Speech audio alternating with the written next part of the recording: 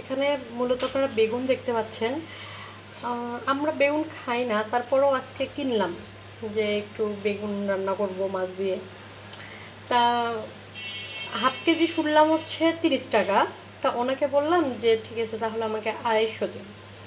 250 আমাকে তিনটা দিয়ে বলতেছে যে 20 টাকা দেন এই তিনটা। তখন আমি বললাম যে হাফ কেজি যদি 30 টাকা হয়, তিনটা বেগুনের দাম 20 টাকা, ঠিক আছে তাহলে আপনার হাফ কেজি দেন। যখন উনি আমাকে হাফ কেজি দিল, তখন দেখেন এই তিনটার দাম যদি 20 টাকা হয়, এই পাঁচটার দাম 10 টাকা। চিন্তা করছেন? আমি তো অবাক হয়ে গেছি, অথচ আমাকে মাপেও কিন্তু কম দিছে। তারপর আমি ওনাকে কিছু বলি নাই।